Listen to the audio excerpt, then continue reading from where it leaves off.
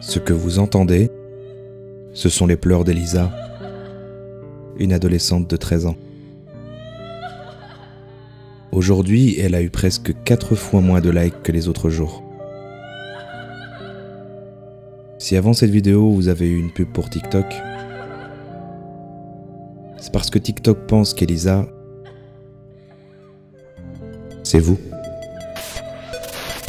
Oh, je déconne, ça va. Il y a des tas de raisons qui font que vous avez vu cette pub avant ma vidéo. Il y a des tas de raisons pour que vous ayez peut-être téléchargé cette application. Et il y a même des tas de raisons qui font que vous l'aimiez et que vous l'utilisiez. Par contre, là, je peux plus rien pour vous. Aujourd'hui, nous allons apprendre à créer un réseau social pour les jeunes. Et on va évidemment faire tout ça sans une seule goutte de créativité. Parce qu'on va simplement déconstruire et s'inspirer de la stratégie de TikTok. Oui, on va répondre à la grande question que tous les médias se posent. Pourquoi TikTok a autant de succès auprès des jeunes? Et tout ça, évidemment, en 4 étapes. Bonjour à tous, je suis un créatif et bienvenue dans ce 6e épisode des tutos anti-créatifs.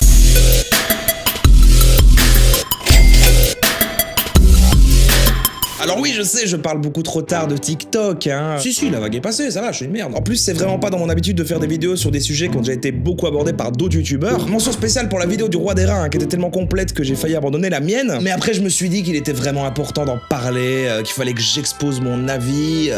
Nous, ici, on va pas se situer dans un coin si sombre et sérieux. On va pas non plus rejoindre le coin des je réagis à des TikTok malaisants, non. On va se situer pile entre les deux, tu vois, ni trop con, ni trop important. Parce que vous le savez, j'ai envie de vous faire rire. Vous le savez, j'ai envie de vous apprendre des trucs. Vous le savez, j'ai un problème de boisson. Aujourd'hui, on parle donc de TikTok et je sais que parmi vous, il y en a encore qui ne savent pas ce que c'est. Oui, c'est possible. Donc avant de passer à l'étape 1, je vais réexpliquer l'historique de TikTok comme plein de youtubeurs l'ont déjà fait. Et je vais glisser quelques vannes dedans pour que la pression de déjà vu passe mieux. Ça va être un peu comme si on faisait un 3e reboot de Spider-Man au cinéma. T'imagines? Si vous ne connaissez pas encore TikTok, vous connaissez sans doute Musical.ly, une application créée en 2014 qui consiste à se filmer en face cam en faisant du playback et une choré sur une musique de merde. Oui, mais en même temps, tu sais, les goûts et les couleurs. En 2016, un concurrent de Musical.ly sauvage apparaît. En Chine, c'est globalement la même chose que Musical.ly et ça s'appelle Douyin. Pour s'exporter à l'international, Douyin va être occidentalisé en TikTok. C'est un peu comme les asiatiques qui sont débridés les yeux, mais pour une application. Est-ce que cette vanne était raciste? Je ne sais pas, mais en tout cas elle était bizarre. Et là, coup de théâtre, ByteDance, qui est l'énorme entreprise qui possède TikTok, rachète Musical.ly fin 2017 pour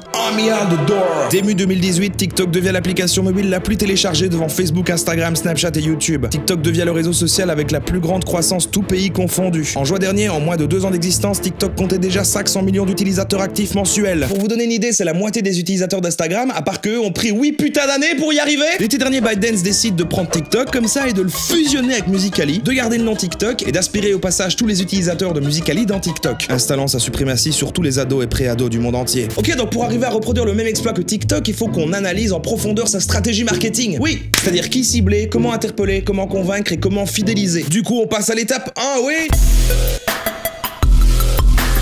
Generation Z, or Gen Z, is the generational group that came after the millennials, born between the mid-1990s up to the mid-2000s. Social influencers are today's celebrities. Alors évidemment, il faut commencer par savoir quel segment de la population on cible et les analyser pour les comprendre un maximum. Le but, c'est de pouvoir forger notre application et tout ce qu'il y a autour sur base de la psychologie de cette cible. Alors évidemment, si on veut s'inspirer de TikTok, on va voir qu'il y a des gens de tout âge dessus, mais leur cœur de cible, c'est-à-dire les personnes qui visent principalement, c'est les plus influençables, ceux qui lâchent un maximum de likes, ceux qui vénèrent les influenceurs et qui veulent eux-mêmes devenir des influenceurs. Oui, vous avez bien compris de qui je parle. Les 2000, voire même les 2010. Ouais. Alors on sait qu'officiellement il faut 13 ans pour s'inscrire sur un réseau social, mais on sait aussi que la majorité monte sur leur âge pour pouvoir s'inscrire. D'ailleurs, ByteDance ne communique pas sur l'âge moyen des utilisateurs TikTok, mais il y a des influenceurs TikTokers qui ont déclaré à BFM TV, bon voilà, que leur communauté avait essentiellement entre 7 et 16 ans. Et selon le célèbre TikToker Sasha Smiles, grâce à une modération efficace, il n'y a pas de gros mots, de vidéos violentes ou à caractère pornographique. Donc du coup, je me suis permis de créer un compte TikTok et de mettre 3 vidéos de cul. Je voulais plus ou moins savoir s'il y avait un robot qui allait détecter directement le problème avant que ce soit partagé sur le réseau et à la vue de tous en public. Et la réponse est non. Je suis tombé sur une étude de l'association Génération Numérique qui est spécialisée dans les usages des adolescents sur internet, qui mettait que TikTok se range en 3e place des applications préférées des 11-12 ans. Aujourd'hui, les nouveaux réseaux sociaux sont avant tout pensés pour le mobile et pour plaire à cette nouvelle génération, ce qui n'était pas du tout le cas de Facebook par exemple, qui a été initialement créé pour être utilisé sur ordinateur, pour plaire à notre génération, voire même celle de nos parents. Et c'est pour ça que Facebook a encore perdu des millions d'utilisateurs ces derniers mois chez les 13-17. D'ailleurs, ces joyeux lurons de Facebook qui avaient déjà copié à la base les stories de Snapchat Snapchat viennent juste de lancer Lasso, une application qui est uniquement disponible aux États-Unis pour l'instant et qui est tout simplement une copie de TikTok. Et c'est cool parce qu'on peut apporter ces lassos dans ses stories Facebook, le truc que tout le monde utilise. Non mais là ça devient clairement gênant, Marc, juste arrête, c'est mort, ça va, t'es pété de thunes, t'as Instagram,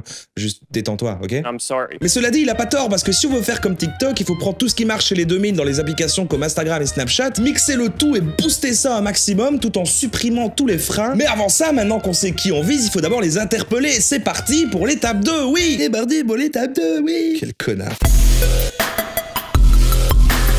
C'est quoi TikTok, toujours partout, il est partout cette application là. Elle est partout cette application, je sais pas pourquoi. Mais...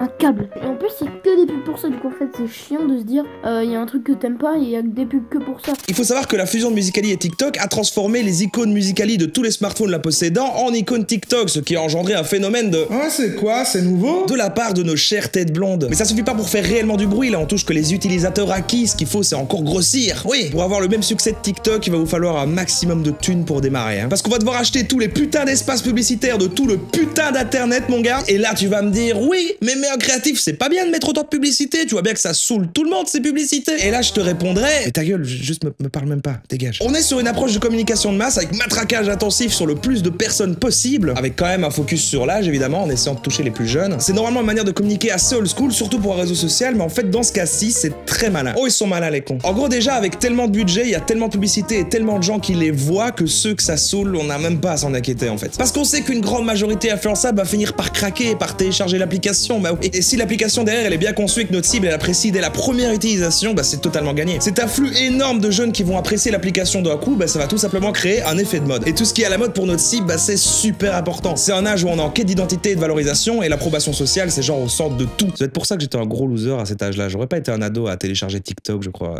Soit tu suis la mode, soit tu n'existes même pas socialement, encore plus aujourd'hui je crois. Et ceux qui vont résister, bah forcément à force d'être matraqués, ils vont commencer à détester l'application. On a parlé de ce principe fan-hater dans le dernier tuto anti-créatif pour ceux que ça intéresse. Donc l'important si on veut faire comme TikTok, c'est que tout le monde nous connaisse. Que l'engagement il soit positif ou négatif, on s'en fout à cette échelle. Il faut que ce soit un sujet tendance, que les youtubeurs fassent des vidéos dessus. Parce que le but c'est qu'on va toujours convertir une partie en utilisateur grâce à cet effet de mode. D'ailleurs les TikTokers célèbres ils sont bien conscients que c'est potentiellement un effet de mode. J'aimerais bien rediriger ma communauté vers YouTube. J'ai peur que TikTok soit aussi éphémère que Vine. On sait pas combien de temps ça va durer. Hector DNL, 17 ans, 318 000 abonnés sur TikTok. Et il s'avère qu'il est déjà youtubeur le gaillard. 100 000 abonnés, ça va, ils sont pas mal redirigés déjà. Les meilleurs talents de TikTok, 0% malaise. Aujourd'hui on se retrouve dans une vidéo où on va regarder les meilleurs TikTok. Ah ouais parce que bon, hein, c'est bien beau de voir des vidéos, ouais, malaise TikTok et tout frère. Y a pas que ça. Bah, l'attention est noble, ça, à contre-courant des autres vidéos qu'on peut trouver, il essaye de défendre son truc, voyons ce qu'il a à dire. C'est drôle. Ah, dommage. Bon, maintenant qu'on a notre stratégie de com, hein, qu'est-ce qu'on doit mettre dans nos publicités en tant que telles? Bah, à votre avis, qu'est-ce qu'il faut montrer à une cible d'ados? Des belles personnes de leur âge qui s'amusent, évidemment. Ah oui, c'est un peu dégueulasse, mais entre eux, ils sont assoiffés de boules à peine formées et de beaux gosses à berbe. Voilà, les jugez pas, merde. Donc voilà, dans nos pubs, on va simplement mettre en scène des utilisateurs qui sont en train de s'amuser pour redonner un côté réel et spontané. 63% of them say they prefer to see real people than celebs in their ads. Évidemment, on va faire attention de montrer les plus cool, les plus beaux, les plus successful. N'hésitez pas aussi à mettre dans certaines pubs une actrice de cul comme le fait TikTok, hein. On s'en fout si c'est seulement les plus de 18 ans qui sont censés la connaître. Nous on sait bien que les ados matent du porno, mais oui. C'est juste qu'on est très conscient de notre cible, y a rien d'immoral à faire ça, c'est leur faute putain. Mais ce qui est vraiment important à mettre en scène, c'est aussi le nombre de likes, qui implicitement sous-entend que c'est assez facile de devenir populaire sur TikTok, et ça nous emmène à l'étape 3.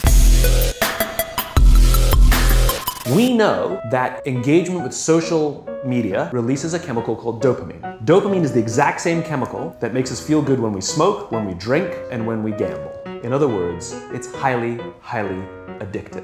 Alors emmener notre cible dans l'application c'est une chose, mais il faut qu'elle y reste. Bah oui, parce que si vous communiquez en masse mais que quand les gens arrivent sur votre application c'est long pour s'inscrire, c'est pas intuitif, tout ça, bah, les gens ils vont se faire chier et puis ils vont se barrer. Et on va avoir ce qu'on appelle un mauvais taux de rétention, c'est-à-dire un trop gros pourcentage de gens qui vont quitter l'application trop rapidement. Un peu comme si vous abonniez à ma chaîne mais vous regardiez plus jamais de vidéos après. Ne faites pas ça. Et ça c'est un indicateur vraiment important pour déterminer le vrai succès d'une application. C'est pour ça que oui ok c'est une chose que TikTok a été numéro 1 des téléchargements tout ça, mais le facteur vraiment important, c'est ces 500 millions d'utilisateurs actifs. Et ça, TikTok, ils le savent très bien, hein, ils sont pas juste bons en communication, parce que l'application, c'est aussi un exemple de User Experience Design, qu'on appelle aussi UX Design, qui est en gros le design pour l'expérience utilisateur. Et pour ça, évidemment, on y revient, hein, il faut connaître sa cible. Déjà, en majorité, plus on est jeune, plus on a de temps libre. Quand on grandit, on a les responsabilités d'un adulte, hein, il faut trouver un moyen de payer ses factures, de se nourrir, et en même temps, au milieu de ça, de garder plus ou moins une vie sociale, c'est horrible. Notre cible, ils ont pas grand chose à gérer à part leur cours, et les relations sociales sont au centre de tout. C'est donc ceux qui ont le plus de temps pour partager des choses à des gens. Et comme on l'a dit, c'est un âge où on est en quête d'identité et de valorisation. Ils ont besoin de s'affirmer, de se faire remarquer, de s'exprimer à tout prix, même s'ils ont rien à dire. On se trimballe littéralement avec des miroirs dans la poche, comme si le but était que le plus de gens possible en voient le reflet. Exprimez-vous, même si vous n'avez rien de spécial à raconter, mais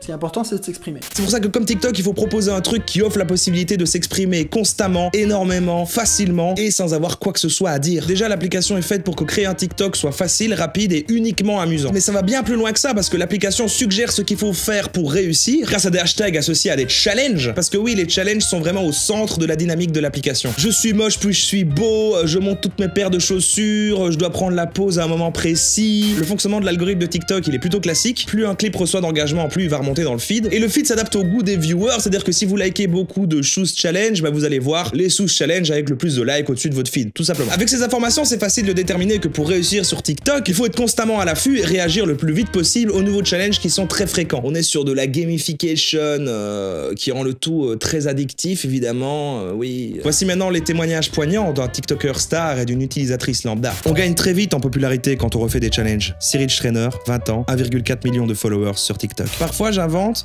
et parfois tout le monde fait la même chose sur la même musique, donc je le fais aussi.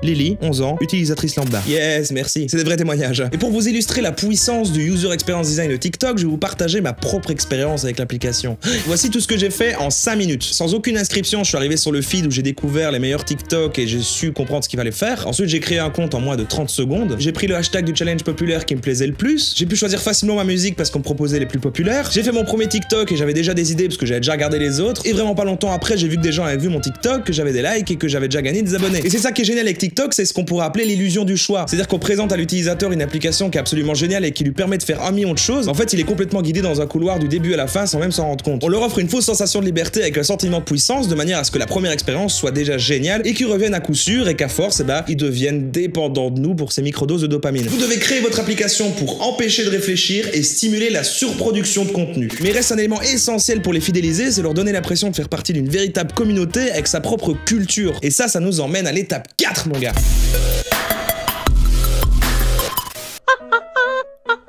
Les faciès comme ça, très accentués afin de provoquer le rire chez l'audience, ça me fait penser à Jim Carrey. Il a commencé sa carrière vraiment à base de faciès. Comme par exemple... Jack Nicholson doing a joke.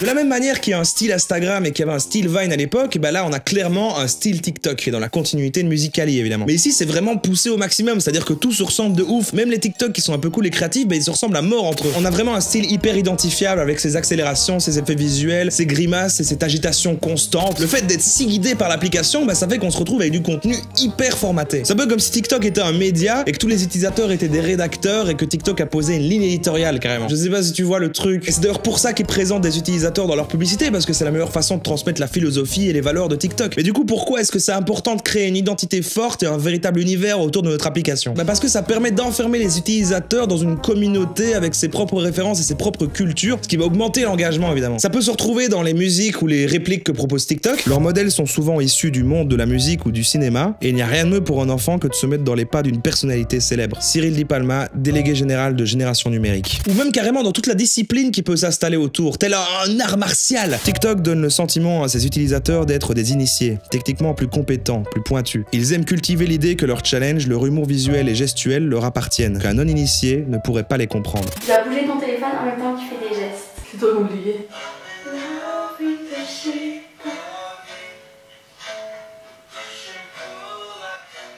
Oui, parce que cette identité et cet humour tellement typique à TikTok, mélangé avec du matraquage publicitaire, bah ça va faire que plein de gens pas vraiment concernés vont voir des trucs qui vont les mettre très mal à l'aise, qui vont pas du tout les faire rire. Pour reprendre l'exemple de Jim Carrey, bah quand j'étais petit, il me faisait marrer de ouf et maintenant j'aime toujours bien me regarder à Petit Ace Ventura par nostalgie. Mais si je découvrais aujourd'hui quelqu'un avec le même type d'humour, je pense que j'aimerais pas du tout. Faire des grimaces et sauter partout, cette espèce de comique de gestes qu'on peut trouver sur TikTok, bah moi personnellement ça me fait pas marrer du tout. Et ça regarde que moi en fait, hein, mais je suis sûr qu'il y a plusieurs personnes de mon âge qui seraient d'accord avec moi, et pour ça il y a plusieurs raisons. Déjà c'est générationnel, chaque génération a sa culture et ses références. Et aussi les goûts, notamment en matière d'humour, bah évoluent avec l'âge. Plus on est jeune, plus on a de chance de rire d'un clown qui fait des grimaces, et plus on grandit, plus on va chercher un humoriste cynique et pas sans rire, à la punchline subtile. On aiguise notre sens de l'humour et notre esprit critique et plein d'autres choses avec nos expériences de vie. Tout le monde est différent et a ses propres préférences en matière d'humour, simplement, voilà. Et du coup tous ces gens qui sont pas dans le délire TikTok et qui sont quand même matraqués, bah ça va leur donner envie de réagir, leur donner envie d'imposer leurs idéaux. Et pour ça, bon bah il y a plusieurs façons. Gueuler et dire que c'est de la merde, faire des compilations cringe de gens qui sont involontairement malaisants et offrir un nouveau sens de lecture en les compilant sur YouTube, ou carrément envahir TikTok en imposant un humour beaucoup plus troll et emmerder les utilisateurs classiques. Parce que oui, la fonction qui permet de faire des duos est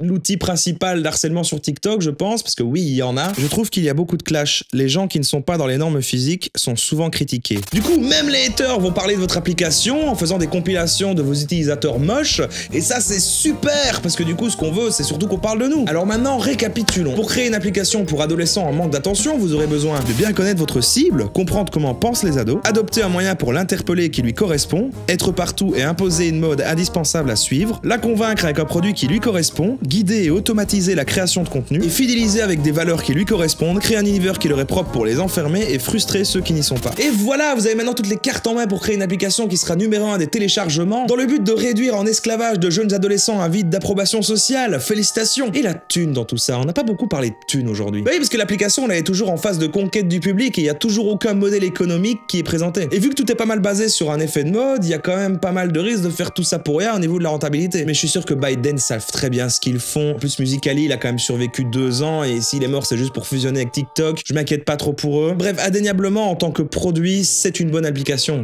On peut pas discuter ça. C'est ce que les gens en font qui est dommage. Mais en même temps, ils font ce que l'appli leur dit de faire, donc...